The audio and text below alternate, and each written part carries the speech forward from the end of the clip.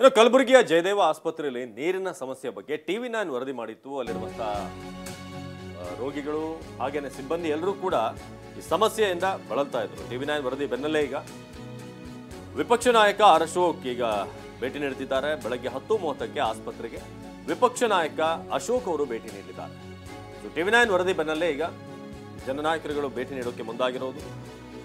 ಜಯದೇವ ಹೃದ್ರೋಗ ಆಸ್ಪತ್ರೆಗೆ ಭೇಟಿ ನೀಡಿ ಪರಿಶೀಲನೆ ನಡೆಸಲಿದ್ದಾರೆ. ಜಿಮ್ಸ್ ಆಸ್ಪತ್ರೆಗೂ ಕೂಡ ಹೋಗಲಿರುವಂಥದ್ದು. ಅಧಿಕಾರಿಗಳಿಂದ ಮಾಹಿತಿ ಪಡೆಯಲಿದ್ದಾರೆ ವಿಪಕ್ಷ ನಾಯಕ ಆರ್ ಅಶೋಕ್. ನಂತರ ಬಿಜೆಪಿ ಪ್ರತಿಭಟನೆಯಲ್ಲಿ ಭಾಗಿಯಾಗಲಿರುವ ಆರ್ ಅಶೋಕ್ ತೈಲ ದರ ಏರಿಕೆ ಖಂಡಿಸಿ ಇಂದು ರಸ್ತೆ ತಡೆ ನಡೆಸಿ ಪ್ರತಿಭಟನೆ ಮಾಡಲಿರುವ ಬಿಜೆಪಿ.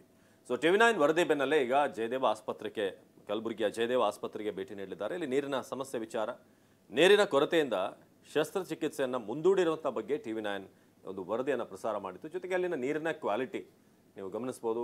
ಡ್ರಮ್ಗಳಲ್ಲಿ ಅಲ್ಲಿ ಶೇಖರಿಸಿಟ್ಟಿದ್ದಾರೆ. ಆದರೆ ಶುದ್ಧವಾದಂಥ ನೀರು, ಬಳಕೆಗೆ ಯೋಗ್ಯವಾದಂಥ ನೀರು ಇಲ್ಲ. ಕಲಬುರಗಿ ಜಯದೇವ ಆಸ್ಪತ್ರೆಯಲ್ಲಿ ನೀರಿನ ಸಮಸ್ಯೆ ಭಾಳ ಕಾಡ್ತಾ ಇದೆ.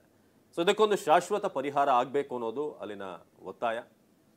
ನೀರಿನ ಕೊರತೆಯಿಂದ ಆಪರೇಷನ್ಗಳನ್ನು ಕೂಡ ಮುಂದೂಡಲಾಗ್ತಾ ಇದೆ. ಸ್ವಚ್ಛಗೊಳಿಸೋಕ್ಕೂ ಕೂಡ ಆಪರೇಷನ್ ಸಂದರ್ಭದಲ್ಲಿ ಅಲ್ಲಿ ನೀರಿಲ್ಲ ಅನ್ನೋ ಕಂಪ್ಲೇಂಟ್ಗಳು ಕೇಳಿ ಬಂದಿತ್ತು. ಇದಕ್ಕೆ ಸಂಬಂಧಪಟ್ಟಾಗಿ ಈಗ ಆರ್ ಅಶೋಕ್ ಭೇಟಿ ನೀಡಲಿದ್ದಾರೆ.